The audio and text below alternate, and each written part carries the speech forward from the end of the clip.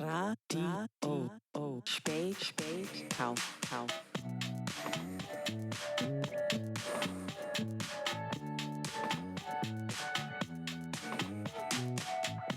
Berlin news in English. It is the 25th of February. This is Radio Spätkauf, Berlin's news podcast. We're recording live at noisy rooms in front of a spectacular and very much living audience. I'm Daniel Stern. I'm Izzy. I'm Pip Roper. And I'm Mathilde Kaiser. And coming up on this show today, we give you a deep dive into the star-studded Berlinale Film Festival. We get an update on what it means that Berlin bought its district heating system at the end of last year, and how will weed legalization change the drug landscape in Berlin. But first, some short news. So, the BVG has started a new €700,000 scheme to clean up the U-Bahn stations along the U8 between Janowitzbrücke and Hermannstraße. The scheme will run for 3 months and will be made up of security personnel, cleaners, and supported by a bigger policy. Police. There's going to be more police there as well. Much more police presence. This is the first announcement from BVG's brand new CEO, Henrik Falk, who wanted everyone to know that this is not a publicity stunt, but a well-thought-out plan to clean up and keep Berlin's U-Bahn stations safe. Because this is somehow the answer to Berlin's homelessness problem. I have a question.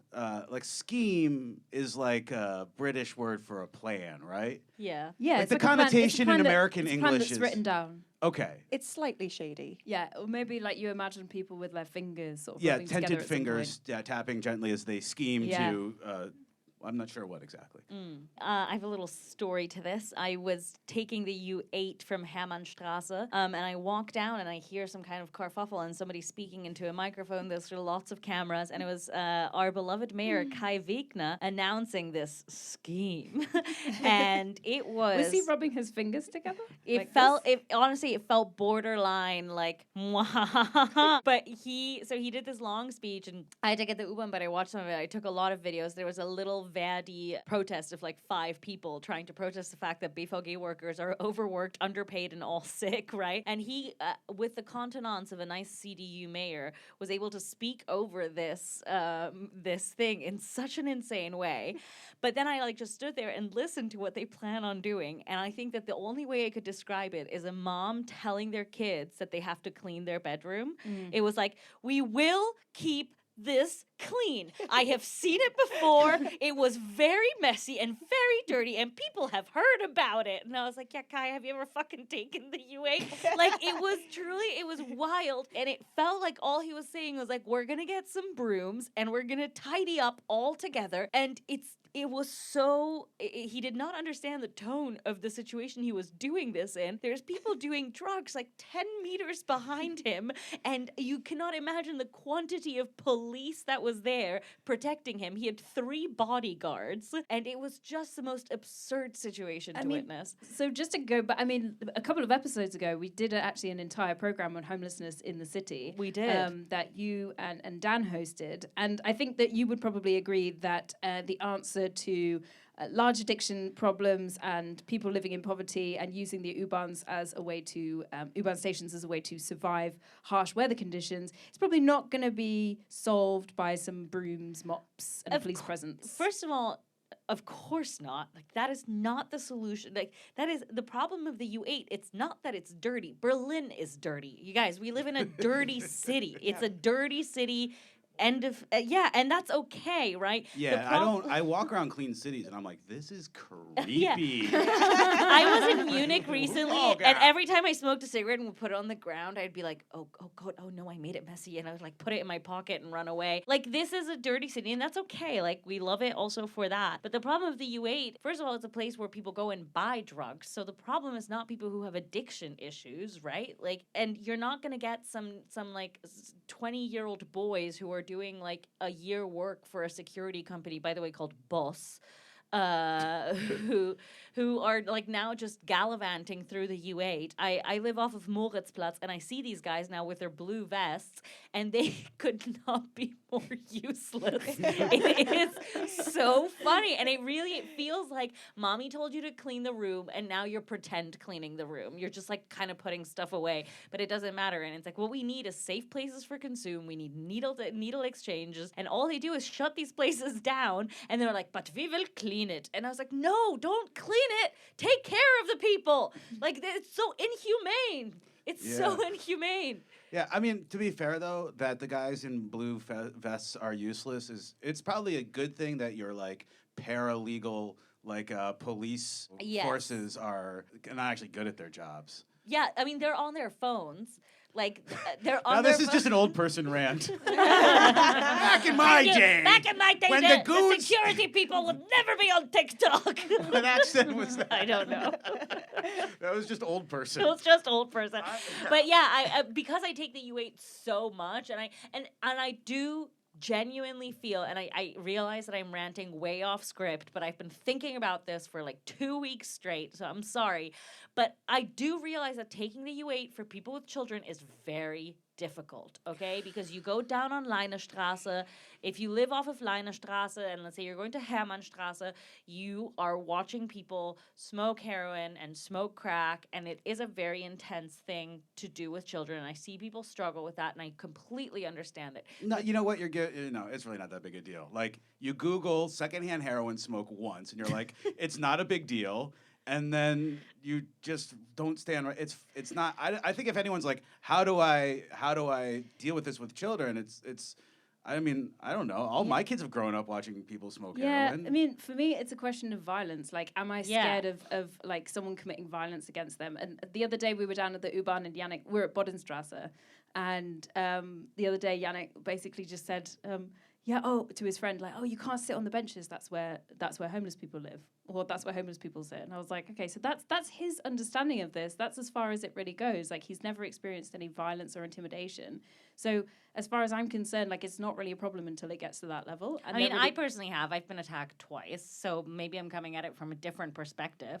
And again, like, it's just about the lack of humanity on how this is being dealt with is a thing that frustrates me. And now they're just like, oh, we're going to play some classical music at Moritzplatz. And it's like, that's going to fucking solve it. We're going to sweep and play classical music, and everyone's going to be like, oh, yeah, no, I'm gonna go do drugs in the snow. Yep, what's that's it. Like, is what? The addition of classical music to some stations. Yes.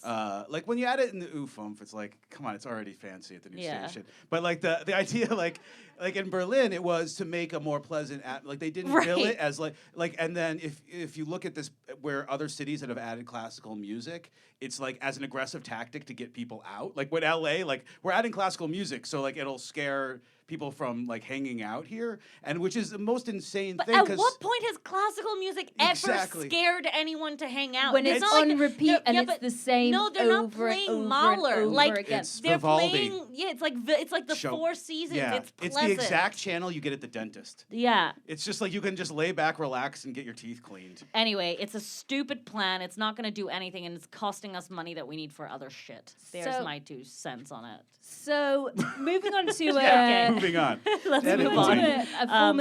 An abandoned airport now. Tegel is now welcoming school students to its halls. The Refugee Welcome Centre at Tegel in the former airport has now been tasked with teaching up to 300 students in need of education. There are currently 560 children of school age living at the temporary accommodation at Tegel.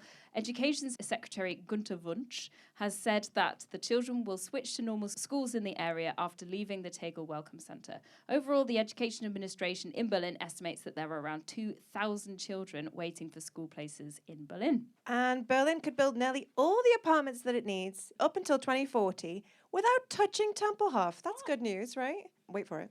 Perhaps to combat CDU and SPD narratives around building on Tempelhofer Feld, someone leaked an official government housing report to Berliner Zeitung that showed that the city has space for 249,000 apartments on sites that do not include the Feld. I mean, so this was real conjecture, right? So conjecture was that like there's someone sitting inside the Berlin Housing Administration that somehow saw this report and then leaked it to the press to combat what the CDU and the SPD always say is that we need Tempelhof because we have a housing shortage. We need Tempelhof in order to combat that housing shortage. A couple of other solutions too, but yeah. Yeah, so potential spots include Tegel Airport, a former railway yard in Pankow, and Siemensstadt in Spandau. 222,000 apartments are needed by 2040, and this government report shows that need could be met easily with blank spaces far from the edges of Tempelhof. The CDU and the SPD are choosing to ignore this information, though, and are desperately advocating for another referendum on opening up the abandoned airport to developers. Also, we should talk about having buildings that are being used for office spaces and or are empty to be re-established as apartment buildings. Yeah, take over all those commercial spaces and all the under or undeveloped real estate that already exists and make it illegal to leave anyone without an adequate home. Also, the housing crisis could be like improved by not making the rents insanely high and going above the Mietspiegel, which may not be forever, but it currently still exists. So if your rent is too high, please try and lower your rent before the Mietspiegel is done, which it will be in 2030 probably. So if we think it's getting hard now, let's wait till 2030. Do not leave your apartments. I'll throw this out there. They're not a sponsor, but Connie.de, Yeah. like a former guest on the show, you just type in your stuff. How old's your apartment? How big is it? And then they will tell you, and I'll guarantee you that you're paying too much. Not all of you, but almost all of you. Like some of you already did this. It's just my rent is only 1.8% too high, but it's too high. And then you click on the thing, they send a legal document. You don't have to pay anything. They pay you out of what you're entitled, back to when the lawyer sends the letter. So just do it. And when your neighbors move in, more importantly, tell them to do it. Yeah. Because maybe you've already got an old contract and are paying a reasonable amount. But every time someone new moves into the building, I walk up to them and I'm like, hey! And they're like, oh no, Americans. And I'm like, would you like lower rent? And then I plug this company for whom I have gotten nothing other than thank yous from my neighbors. And someone gave me, across the hall, they're like, you saved us like $1,000 already. Yeah. And I was like, thank you. And then they gave me a bottle of Glühwein. Which you didn't worth drink.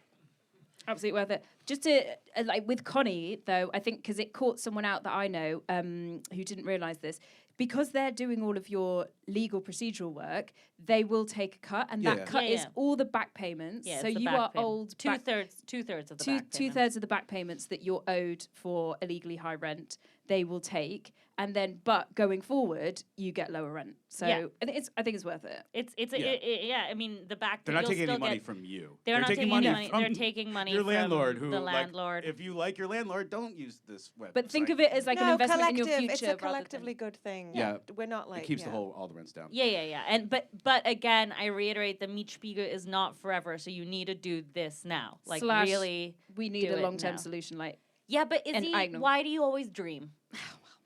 I've told her, stop it. I'll stop tomorrow. No. Tesla faced a massive setback last week when the people of Grunheide voted against the company's plans to expand the company's operations. The company had wanted to take delivery logistics off the road and put them onto railways instead, including the delivery of cars. Locals in Grunheide, though, feared an expansion of company operations would further deplete the groundwater in the area that has already been radically stretched to the existing Tesla gigafactory. The local authorities are not planning on bringing the new expansion plans to the people as they consider the matter closed for the time being. And cancel your Friday after work drinks. You will not be getting to the office. The BVG workers of Berlin's U-Bahns, buses, trams and ferries will be on strike from Thursday at 12 a.m. to Friday at 2 p.m. The union Verdi is demanding longer break times for its workers and trying to combat aggressive tactics it says are being employed by transport companies in Brandenburg to create worse working conditions for transport workers. How dare you accuse our listeners of having office jobs? Or don't go to work. I was going to go to the gym. Oh. Sorry. And 30,000 flats might return to the rental market in the next few years. So you can dream, Izzy. Keep dreaming. I felt negative there and I didn't want to be when I told you to stop. We have to have dreamers. Court ruling said that flats that have been turned from residential to holiday rentals were done so illegally. The court in Mitte made the decision, so it currently relates to the 10,000 or so holiday rentals in the district of Mitte. But other districts have now been encouraged to take up the case and litigate in their own jurisdiction. There are currently 1,700 cases open in Mitte, with more to follow. So if you have that Airbnb that you always wanted to offload, maybe now is the time to report it to your local magistrates. Radio Spätkauf. Berlin news in English. Welcome to the show, Michael Efler, everyone. Round of applause. Thanks. Michael is a member of the board of directors of Bürgerbergheren Klimaschutz and also works as a campaigner for the organization. He has advised on a number of citizens' initiatives and himself co-initiated the referendum of the Berlin Energy Table, which led to the repurchase of the electricity grid in the establishment of an eco-municipal utility. Michael is joining us today to talk about Berlin's recent buyback of the district heating system from Vattenfall last year in 2023. So, Michael, you were last on Spätkauf in 2022, quite a memorable appearance, was because it was really, really good. So talking, you were back on talking about the petition that was being orchestrated by Bürgerbergheren Klimaschutz to buy back the district heating system. That has since happened. So can you tell us a little bit about what it means for Berlin? Yeah, first of all, thanks for inviting me again. Then a little correction. It isn't been decided yet, 100%. At the end of last year, the Senate, or the government of Berlin, made an agreement with Vattenfall to buy back the district heating system, but it needs approval by the parliament. And this has to be done. It will be done in the next weeks or months, and there is no big problem in the moment, so I don't see any problems. So I think we can say Berlin will buy back its district heating systems. This means the district heating, I don't know, this Fernwärme. Huh? We're talking about the Fernwärme. In Berlin is the second biggest district heating system in Europe. We're talking about 1,700 people working for Vattenfall Wärme. We're talking about more than 2,000 kilometers of district heating net, and we're talking about several dozen production facilities, from small ones, middle ones, to really, really big power plants producing electricity and heat. And this is one of the most important parts of the Daseinsvorsorge for Berlin.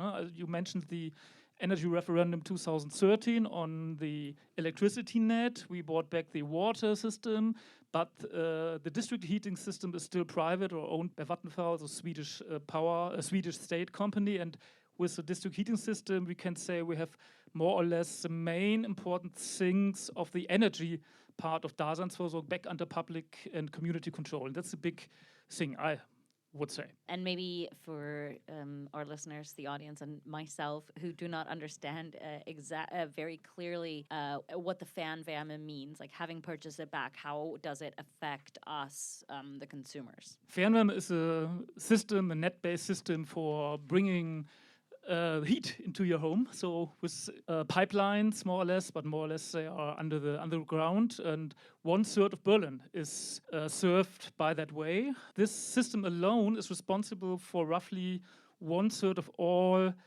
Treibhausgas emissions of Berlin. So 1/3 of the heat consumption and roughly 1/3 of all the greenhouse gas emissions for Berlin. And what this means is, first of all, we have a big chance to bring more renewable energy in the system, because 90% of all that Fernwärme is produced by coal. We still have 2 coal power plants in Berlin, and gas. And I think you have all knowledge enough to know that it's not very good to build or to produce electricity or heat by fossil fuels. So we have a big chance to turn it over to a system that is based on renewable heat and other forms of heat production. And this is the first one. And the second thing is a social or materialistic chance, because we still have a big energy crisis in terms of energy prices. A lot of people are paying the double of the rents for the energy system, and we have a chance to bring the prices at least a little bit down and to reduce energy poverty. That's also a big problem in Berlin, and so they have a double chance with this deal that is going to come up in the next weeks, hopefully. And can you give us any examples of a renewables-based heating? Yeah, we have several possibilities for that. First of all, I would say we could take heat everywhere from the nature, from the ground, so geothermal energy. So, we can take it from the water. That's called, in German, Flusswärme. Flusswärme. So river warm. Yeah, river. Yeah, something like that. Yeah. Sounds beautiful. That sounds like that sounds like a prog rock album. Yeah. It's still been done in Germany in several in towns, so it's not called Hexenwerk. So does that mean like a dam or a water wheel or? No. Just take in the summer. It's only working in the summer. It's the problem with it. You take some degrees of the Spree, for example, and bringing it into a Wärmepumpe, and this is producing heat. So this sounds like witchcraft. You just suck No, heat out of the water. It's no Hexenwerk. It's no witchcraft. It's really working in practice. No, I know. Yeah. Well, you think I think witches aren't real? I have no problems with witches at all. But this is only one thing. The geothermal thing. Then you can use biomass. But biomass is also, it's a love-hate relationship, I would say, because you can use biomass in a totally bad way, because when you burn wood, it's nearly as bad as burning coal or gas. Yeah, but when you use some forms of biomass, so greens that are in the city, grasses or something like that, that's Christmas okay. trees. Yeah, Christmas trees, for example, genius. Christmas trees I or didn't other think of things, it. It's a real thing. and you can make heat with this, no? And there are several other things. Other possibility is, I don't know the English word for Rechenzentren, so the big Google things, I don't know the word for it. Servers, the big server parks. They have a massive amount of heat because there is so much heat because of all these computers, and you can use this for the district heating system. It's possible. It's not uncomplicated to formulate it mildly, but it's possible, and it's definitely absolutely climate neutral. Because and if we're sucking heat out of water, we can suck heat out of anything, right? Yeah. So anywhere that's hot, we just need to stick a fan in and then pump it somewhere else. You guys, I was keeping the Google server real hot with my 18,000 unread emails. Nice. Open more tabs. Yeah, That's true, And keep them open. Don't be tempted to close them for your mental health.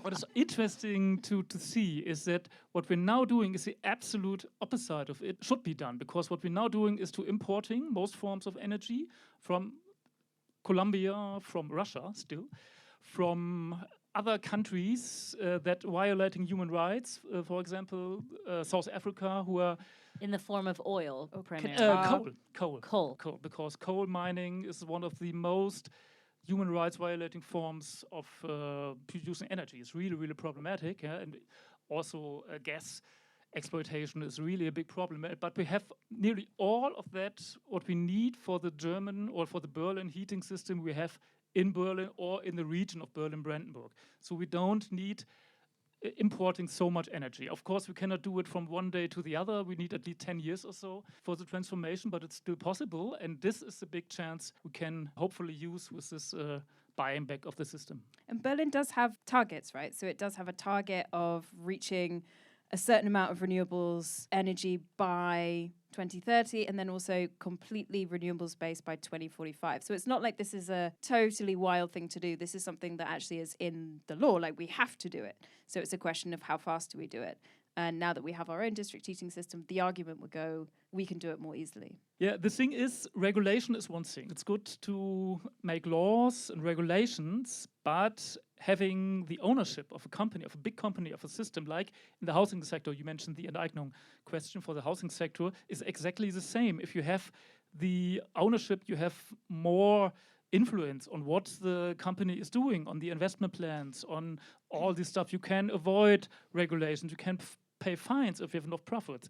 And this is really so important. I don't say we need public enterprises for everything. It would be stupid, of course. But for the big things who are producing Daseinsvorsorge for all people, and this is heat, this is electricity, it's important. Try and translate Daseinsvorsorge? Nee. The common basic needs and goods. Basic needs, public goods, yes. Yeah, so I guess it comes on to the next question, which would be like, so that also depends on having kind of parties who you think will actually use those for the greater good rather than for their own maybe personal bank accounts. We now have a new mayor since a year, Kai Wegner from the CDU, who you would probably say is not in the same political camp wildly as you are. That's true. So is there a way that the CDU could undermine this now publicly owned utility after it is brought back by the parliament? Or is there a way to undermine that parliamentary process that you were talking about that hasn't actually yet happened? Yeah, this is really funny because the CDU is more or less doing left politics in this specific field question, because in the coalition agreement between SPD and CDU, it was enacted that the new government will buy back the district heating system. Of course, this was not an idea of the CDU. It was a longer process, starting with the energy referendum 2013.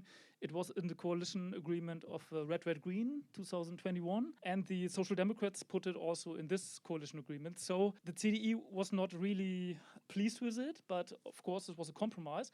And they are bound by this. They will do it. So there is no opposition that I can see in the CDU. So I'm absolutely sure they will vote for it in the next weeks. This is probably a very expensive endeavor, correct? I think I'd heard some kind of number in the billions of how much this is going to cost. Do you think that this could set a precedent in terms of being able to make things public again, like, for instance, Enteignung in the housing, or if we're thinking forward about our BVG or Die Bahn that are also somewhat privatized?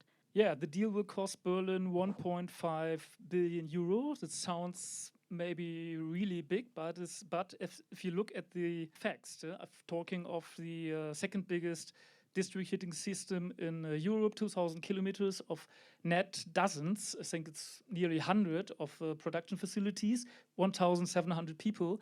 It's not that much. For example, in 2021, we bought back the electricity net, and that costed 2 billion euros for Berlin. And what's really important to understand, this is not financed out of the budget directly. Of course, it is financed by credits. So it's not like some people say, oh, if we buy back the electricity or buy back the district heating system, we cannot make investments for schools or for teachers, for better salaries for teachers. That's bullshit. I'm sorry. Because this is totally different financing mechanisms out of the public budget. It's call it in German a Vermögensgeschäft. It's a deal, an economic deal of the state, and not a part of the core budget, and it has nothing to do with the Schuldenbremse. So there's no problem with other forms of financing. And of course, yes, you can say that is the precedent also for other forms of buying back parts of the public goods for the housing sector, for the S-Bahn, for example. Why not? I don't think that we are done yet with this question. I think more things will come back to Berlin in the next years. And we would have to pay for transition anyway, right? A lot of these companies are asking for massive amounts of money and subsidies to transition from being fossil fuel based to renewables based. Like, for instance, in steel, Germany has just 2 days ago agreed 1.3 billion payout to ArcelorMittal in order to change 2 steel mills in Germany from being coal based to being sort of, gas based, but they say renewables in the future. So, I mean, they're asking for money from the state anyway, so it's either pay that to a company who may or may not actually do what they've asked to do, or pay it to a company that we own and that we can hold democratically accountable. That's exactly the point. We need massive investments in the district heating system and other systems. And if we, as a state or as a city of Berlin, were forced to pay 2.5 billion euros to another country and a company and have no influence what the company is doing with it, it's better to buy the company and have the influence. And that's exactly what is going to happen in the next weeks or so, months or so. But it's important to say nothing will be very easy with it. No? Just if you have an old system, to switch it to a new system, it's a complicated transformation. The people that are working for Vattenfall, they are doing the same thing after that. And if we want to do more for a climate protection policy in the district heating system, we still need more pressure from civil society and from public medias or also non-public medias like Radio Spätkauf and other... we belong to the people. Yeah, okay. Yes, so it's not easy, but it's a better chance for making the turn in the right direction. It just makes good sense that if you're paying for something, why not pay yourself I mean, that's like money laundering, and you know, it's a time-honored thing. Every time you turn on the heat, you're basically making money. Yeah. Yeah. Wow. Well, Oh, for listeners Dan, at home, what everyone a just rolled their eyes at that. You couldn't see that. They got to come up with an audible way of telling me to shut up. That was. Do you have somewhere where people can go and find out more about what Bürgerbergheren is doing? Yeah, you can inform yourself on our website, Bürgerbergheren Klimaschutz.de. A little bit long, our name, but it's our name. Oh, I was just trying to tag you guys. What a nightmare. I'm sorry. It's not your fault. Maybe we make a name reform, but also this transformations will take I think years is to. BBK taken by the Yeah, that's cabaret? gone. There's a few BBKs. Yeah, already. that's part of the problem of our name reform. Oh, you're going to discussion. blame them. Okay. Yeah, all right. yeah, we always blame the others. Okay. Yes, to be honest, we are also concentrating on the next step. So we don't make a campaign on, hey, Parliament, vote for the deal, because they will vote for the deal. Absolutely. I'm 99.5% sure they will do it. We are preparing the next step. The next step is, please use this public company for more climate-friendly investments and for a social pricing policy. That's the two main important things, and there we will prepare some activities, and hopefully activities that people can support. Excellent. Great. Thank you so much. Thank you very much. Yeah, thank you. Thanks.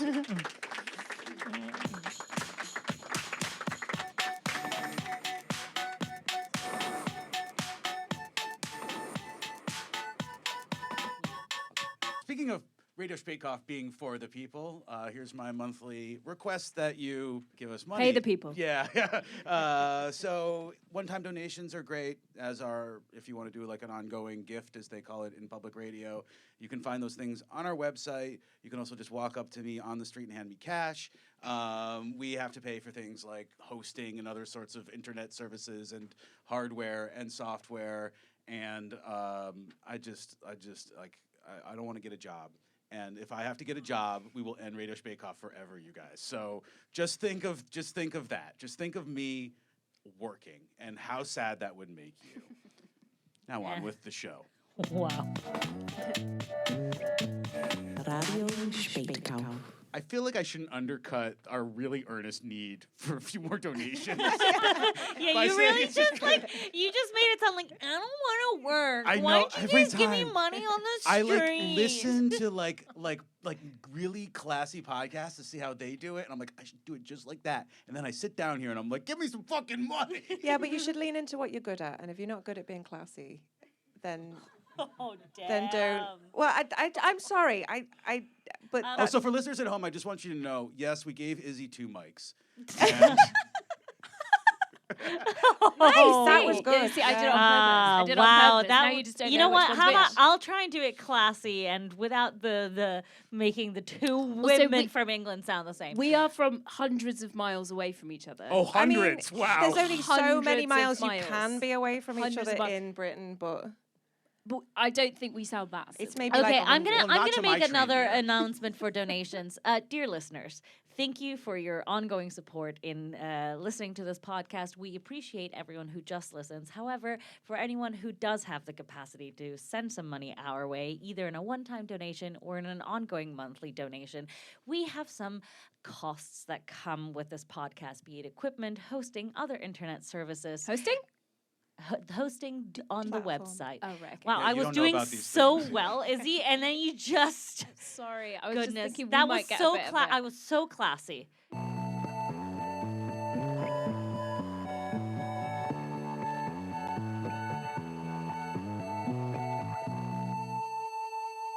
And speaking of class, darling, now I sound a bit more like you, rather than class. The Berlinale was in town for the last 2 weeks. This year marked the 74th Berlinale Festival. The Golden Bear ceremony was hosted last night, where the Best Film Award was presented. Here are some festival stats. 20 films were nominated, 19 of which were world premieres. Disappointingly, though, only 6 of those films were directed or co-directed by women. Woo! And that's not at all representative of women who work in the sector, though. Since the 90s, more than 50% of German film alumni are women, and over 60% of screenwriters are women as well. But only 1.2% make it to be producers.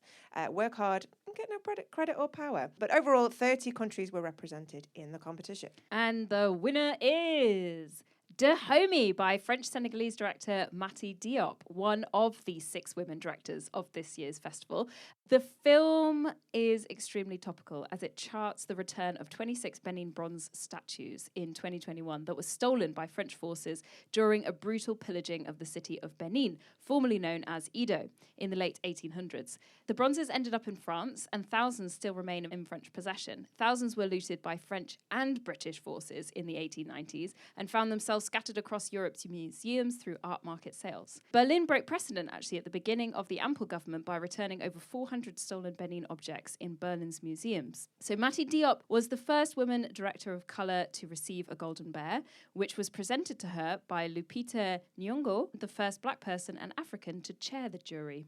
Martin Scorsese was awarded the honorary Golden Bear for a lifetime achievement at the Berlinale Palast for his over 70 films, including his latest, Killers of the Flower Moon. He's cast over 10 women over the course of That's her career. right. Wow.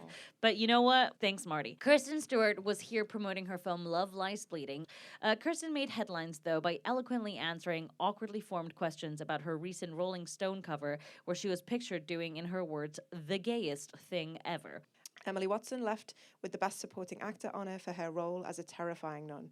In another nod to the festival's more political reputation, No Other Land won Best Documentary. In the film, 4 young filmmakers, including a Palestinian activist, Basil Adra, and an Israeli journalist, Yuval Abraham, follow Israeli forces destroying a village in the occupied West Bank in 2019. On accepting the award, the makers used the opportunity to call for a ceasefire. There was some controversy at the beginning of the film festival with a truly excruciating will they, won't they over the invitation of 5 AfD parliamentarians.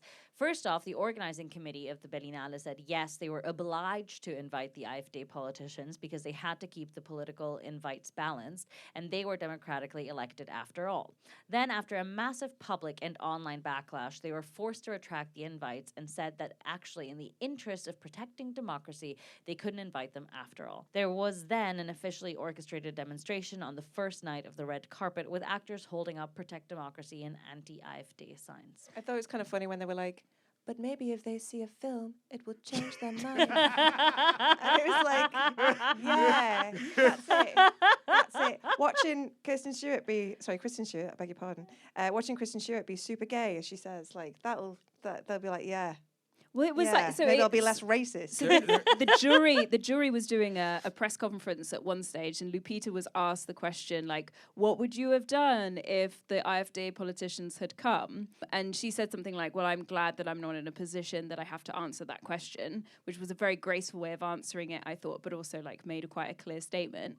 And then this, I can't remember what his name was, but there was this German white guy who was also asked a question. He was like, well, yes, if we can't have just 5 AfD parliamentarians like in the audience, then I really worry about, the future of our democracy. And it was just this, it just felt very off, and that he hadn't really understood any of he of knows what they had get gone on. free tickets. It's not like he's going to, it's not like empty seats. Yeah, no, I think what his point was is No, I that you get need that, to be yeah. able to like incorporate everyone in the room, but Do Yeah. we? It's like, Yeah, but I roll, right? It's like, yeah. Invite whoever, like, why do you invite assholes to your party? why do you invite the guys who want to shut down the party, put you all Yeah. in fucking jail, and do what they did at some point, we got to believe them the first time they tell us. Was it Joseph Goebbels who said like democracy destroyed itself by inviting us to the party? But why do any of these guys get to go? I mean, Because regardless of what party they are affiliated with. Why should we be invited our elected I feel, representatives? yeah, like why? Just because you're a politician, you get to go to Berlinale So and yeah, go to seriously, parties? wake There's up gotta be, wake like, up in the some morning. perks. No, There are no. so many You know people. what? You get the perks. You get the perks by making stupid choices like making us sweep the U-Bahn. Okay, you get the perks by being a really upset mommy, going like, "You didn't clean up your room." Look, we started by talking about how many women are excluded from like places of power and money and access in this industry, in this country, and yet we're still just inviting a dude who got elected to do something that had nothing to do with film to a film gathering. That's just a waste. That's a waste of that seat. And like they can go see the movies whenever they want. Yeah, they can I'll let wake them up have and- free tickets. They can get a free pass. Like they can't see everything. It seems fair. Yeah, I mean this convinced me. thing is like if we it's fine. We won't include anyone. You want to include everyone in the conversation. Nobody can get candy now. Because we That's can't have Daddy nice Dan, things. you guys. Nobody is getting candy. But I think it's also okay to take a stand. No, absolutely, We yeah. can also have the moral courage to say, if you're anti-democracy, and if you're meeting with identitarians, which one of those AfD politicians did, Yeah. a meeting with identitarians who are talking about mass deportation of Germans with an immigration background, I think we can take a moral stand and say, no, you're not coming to the nice party where we're celebrating inclusivity and difference and diversity. I think it's okay. We don't have to throw the baby out with the bathwater and say no one gets invited because you're you can't call- invite those But five just pricks. really, The really. CDU and the SPD and Dillingen, all of them, they're not the baby. They're the bathwater. AfD is the baby. No. Okay, You okay, got this okay, metaphor all okay, wrong. all right, No, okay, no, shush, no, okay. no.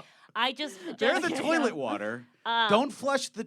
Never You mind. fucked it. Okay, Max, you you know fucked what? it. Just Overall, the sense this year was that Berlinale got back to its more political roots as one of the three big film festivals, Cannes, Venice, and Berlin.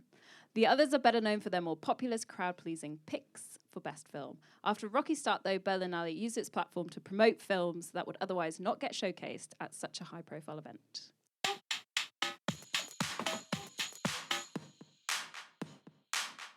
Our next guest has worked extensively on drug policy for over 20 years. He is the author of Arousation, Cannabis, Alles, was man wissen muss, and was one of the initiators of Berlin's Hanf Parade. Currently serves as one of the directors of the Hanf Museum, also known as Hemp. Please welcome to the show, Mr. Steffen Geyer. Steffen, can we get high right now? You can, sure. Legally speaking, where are we Oh, at? legally speaking, you have to be a patient. Okay. but So- not for long, right?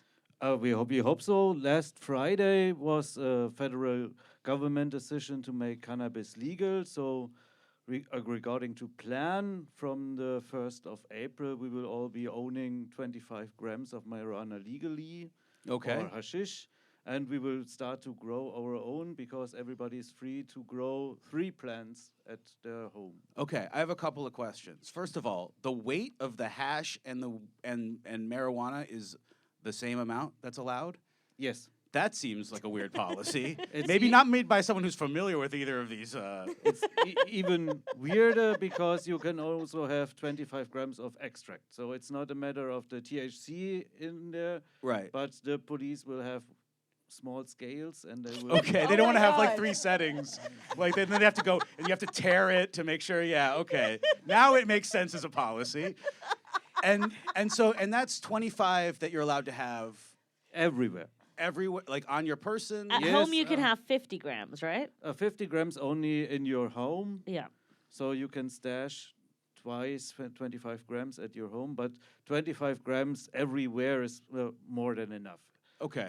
I honestly, I don't really know like how if it was like how much is 20? I don't know how much 25 grams. It's been It's a fair amount. like is that like a fistful? Is that like a small purse, a chihuahua? Like how much is 25 grams of It's a good Or handful of weed. okay. Or like a cigarette lighter box of hashish. Okay. So- Okay, so it is heavier. So that okay. Yeah, but it's denser. Right. Okay. Now I get it. All right. I should have watched. So now you can grow 3 plants at home. Is there a limit to like how big those are? And do those is there anything there? There's a the strange gray area in the law. You are allowed to have plants as big as you like, but you can only possess 50 grams of dried material. So if you cut them down, you have to make it like with tomatoes. Just pick a few buds and leave the rest on the plant. Okay. Oh, so it stays fresh. Okay. So once it comes off the plant, it goes into the other category. Yes. Okay. And when also- it's is that- dry, when it's ready to use, then it's part of the 50 grams.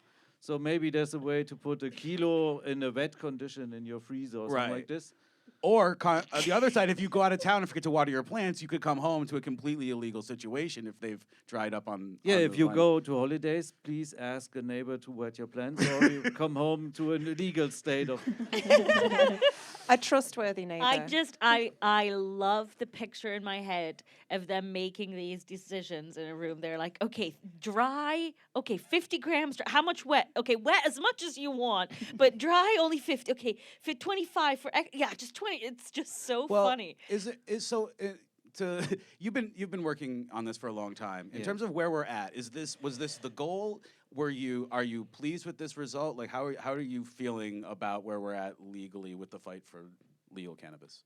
This is a first step, but it's a really important first step. It will change the way we take a look on cannabis, and it will change cannabis culture and the consumers quite in an important way.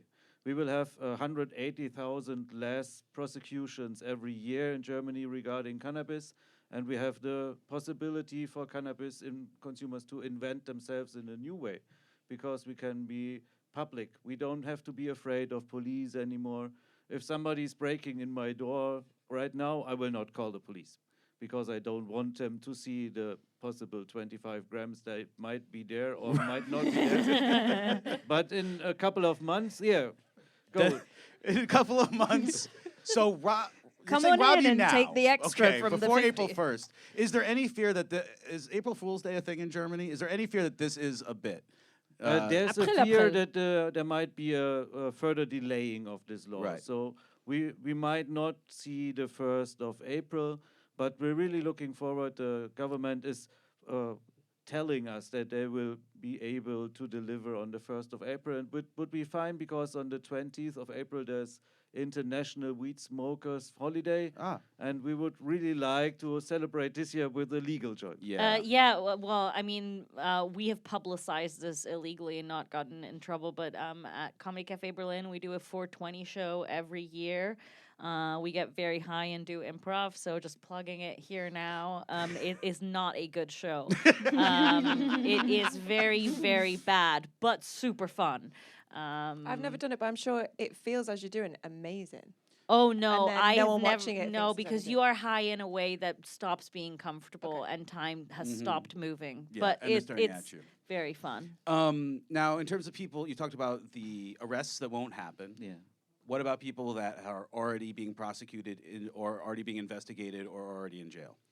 There is a part of the law that states that everybody who was prosecuted within the last 5 years will be re-prosecuted, so they don't have the record in their database, and they will get back the money So and stuff. like de-prosecuted? Yeah, or- kind okay, of. yeah. So you'll be back like this never happened. Okay, and people in jail? They will become free. Actually, they have to be set free within 4 days after Wow. the law will be enacted, which is a lot of trouble for the state, because they all have the data on paper, and they have to take a look at several thousand Oh of my God. paperworks. To find out why the people are incarcerated? Because if you get prosecuted in Germany for weed or for MDMA or for cocaine or something like this, they don't put the substance within the court decision. It's just drugs. So they have to really take a look at every case to see if this cannabis is related, Okay. and if this less Oh than my 25 grams of cannabis or less than 3 plants. So there's a little bit of work. But Yeah. Is this going to slow things? I mean, is like the police office workers union going to sue to not have to do? I mean, it seems like this could be a real sticking point. they had 2 years to prepare, and they start now to prepare. So I know the situation, but it's not my problem this time. Okay. There is another part of the law, so we will get cannabis growing associations. We call them cannabis social clubs. Yeah. but there will be not social, because we're not allowed to smoke within the cannabis social clubs. Everywhere else you are allowed to consume. If you're not in front of a school or a kindergarten or something like this, you're able to smoke. But within the areas where there's cannabis growing and there's cannabis distribution, you're not allowed to smoke. So. Right. Well, that's just common sense. No, it's not, because we I like was to being sarcastic. enable Sorry. stoners to live their stoner life. We Right. have 70 years of being illegal, and we have to start to find our own culture in the next months and years. Now, the prohibition of smoking near a kita or a school could really, really limit your ability to smoke outdoors in Berlin, where there's a kita or a school in some places on every street or neighborhood. Like, is it? Is There was a heavy discussion when they Yeah. first brought out the law in September last year. There was a 200 meters across every school, kindergarten, place of play, every playgrounds too. yeah, everything. The sporting areas. So you take a look at the map, and there's no place in Berlin to smoke. But within the discussions in the parliament, we were able to change this to inside, maximum 100 meters. Yeah. So when I take a look at out of my window in Neukölln, there's a school, and it's 102 meters away. So I'm allowed to smoke in front of my window. But if I take 2 meter steps toward the school, then it's illegal, because the little children might start to smoke pot after they see me. Yeah. It smells like Otto's jacket. I also wonder if what is going to happen to the people who have been able to maintain this product and distribute it for decades illegally. People who's relied on it for their income, or who have been able to create the demand for this law to be changed by supplying cannabis. Or how does this law then affect them? If are you out of a job if you were a drug dealer, so to speak? I would really hope that we will be able to put a lot of drug dealers out of their job now and give them new jobs. So if we grow weed in Berlin for Berlin people, we need a lot of people that are doing the growing work, and we will need a lot of people to do the distribution. But until this is reality, the job of a drug dealer will become a little bit easier, because if you're able to have 25 grams with you, then you're not longer a dealer with 25 grams, even if you're in Görlitzer Park or something like this. Right. So the job of the policeman will be more complicated, because they have to have pictures or something like this of the redistribution of cannabis. Okay. So essentially, the existing supply chain for now, until recreational weed goes into stores or something like that, stays in place, but it makes it easier in the sense that you don't have to be as worried about policing. Yeah, the policy is kind of the smallest possible step toward legalization. So a lot of the old black market structures will just go on working. Mm-hmm. But we will see more and more people growing weed. So Berlin will be a city of gardeners. And within a couple of months, there will be a lot of people never visiting the black market again, because they have a possibility to smoke their own or their neighbors. Or their neighbors, or friends.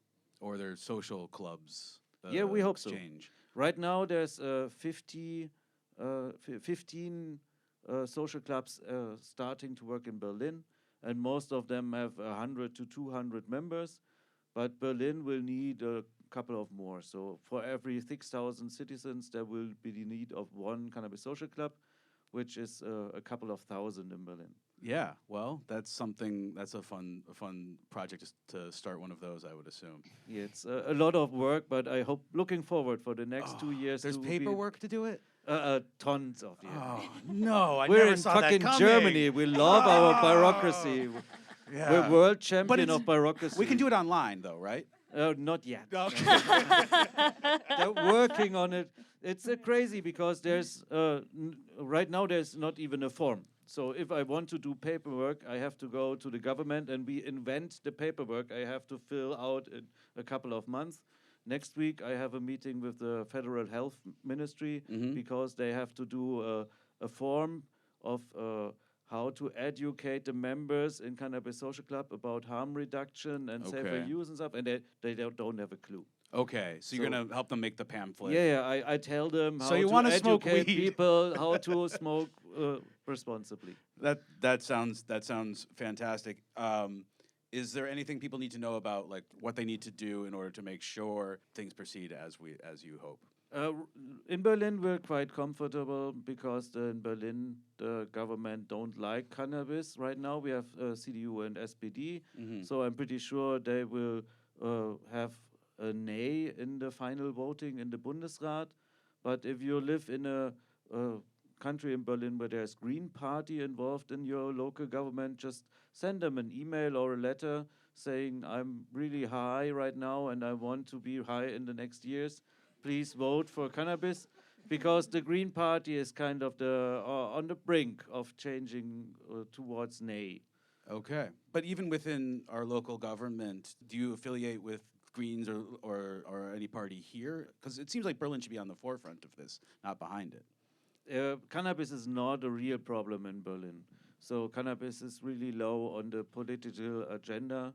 So if we stay calm, everything will be fine. But if we harass them too much, they have a reason to think about us, and then they will find a reason not to like us. So just stay calm for... I think weed Chill out, activism lads. is like, I don't smoke, but this is the kind of political activism I could really get into. Yeah, I'm looking forward. It's just 4 weeks, but stay strong. Stay strong. You heard it here. You heard it here. Okay, stay strong, stay calm, and Basically, maybe. do what you've been doing, which is staying home and getting high. All right. But Steffen Geyer, thank you so much for your time and your information, and we'll have you back maybe on our special 420 episode. Yeah, maybe. Okay. Thank you so much. Thank you.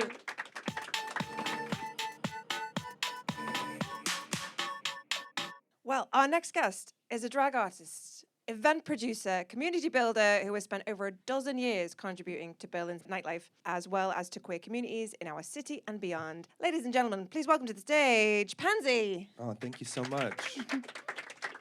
My dad always told me I had a face for radio, so it feels good to be here.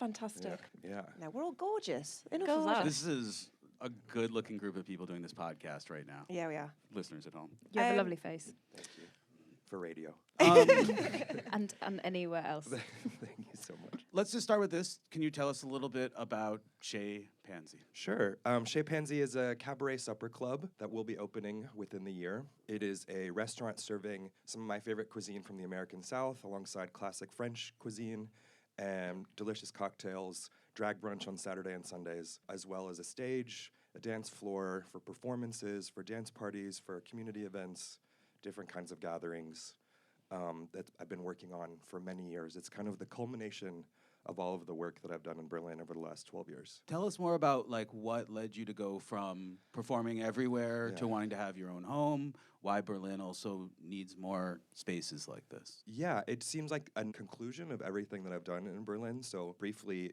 we've been making drag shows, concerts, music festivals, harm reduction events, readings. I did a naked reading series for a really long time. We've been doing these places all over. SO36, Monster Ransens, Deutsche Oper, Volksbühne, Berliner Festspiele, Theater des Westens, many different places across the city, as well as tiny little dive bars and underground scenarios. I started the show in 2012 at a bar that doesn't exist anymore in Neukölln off Biblische Straße, for 50 people, where there was a little spotlight in the corner. The cultural landscape, the club landscape in Berlin over the last decade has changed really greatly. This area is a prime example. In 2016, I produced a music festival just at a place down there. Doesn't exist anymore.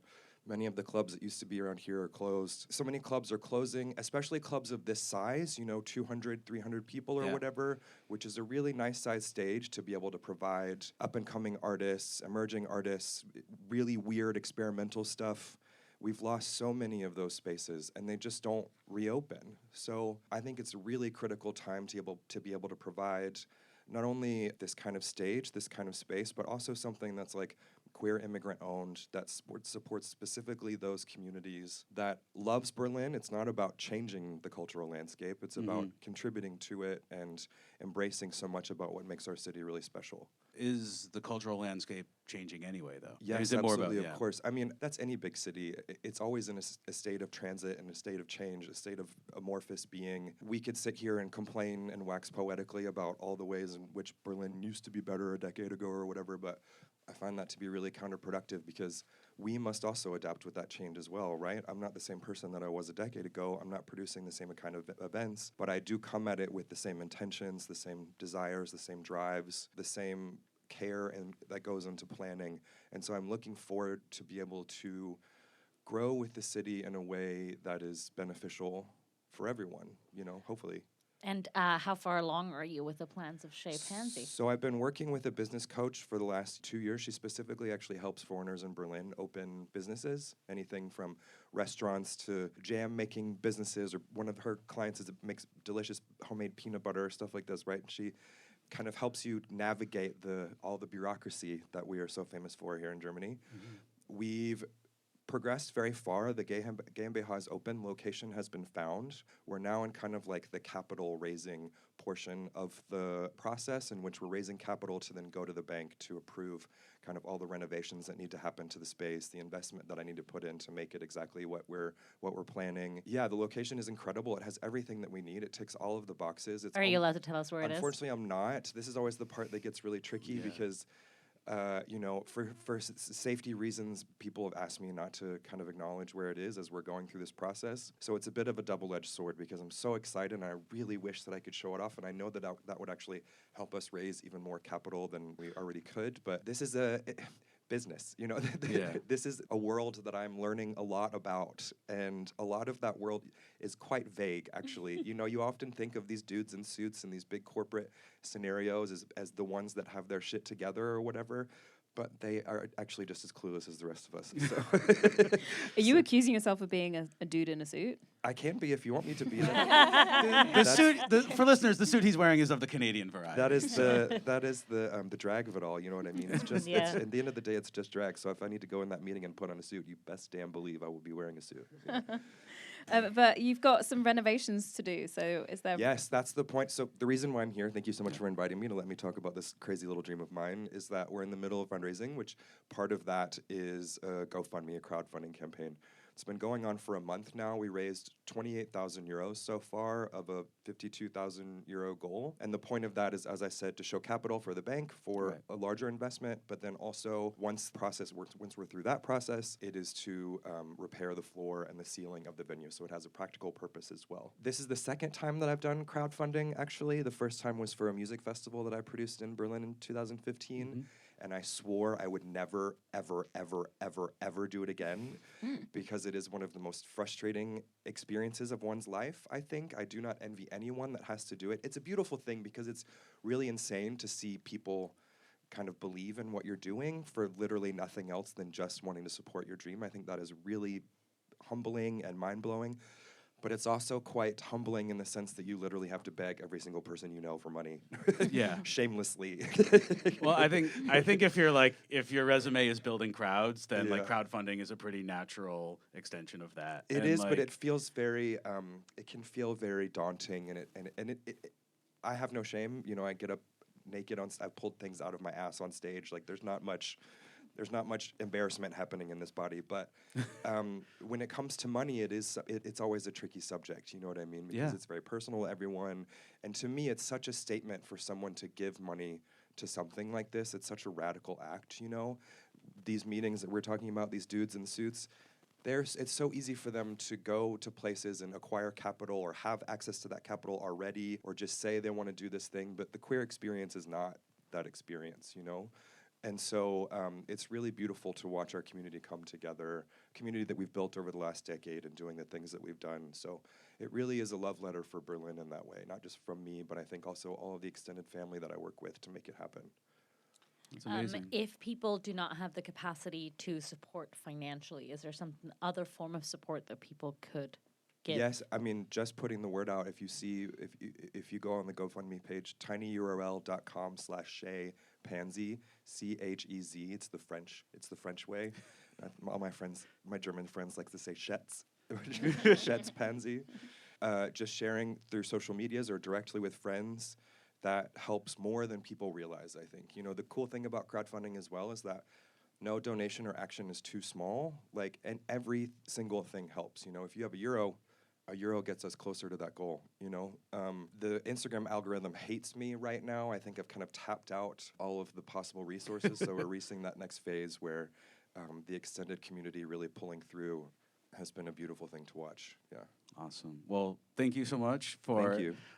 The shows I've seen and the. Did you see the one where I pulled something out of my butt? No. And honestly, I'm kind of like, I can't believe I bought a ticket for something and nothing came out of your butt. Like, what? That's just not fair. Next time, I promise. Okay, Nick. Have a joint right in front. Yeah. Watch you pull things out of your butt. Eat some collard greens. What a Sunday. Yeah. This is still our city. And then you'll go and sweep the U8. All right. Thank you so much for joining us, Thank you for guys. having me. If you could join us, and thank you to my co-hosts. Thank you to our audience for being here live, and thank you to listeners at home. We will see you next time on Radio Spätkauf. Radio Spätkauf.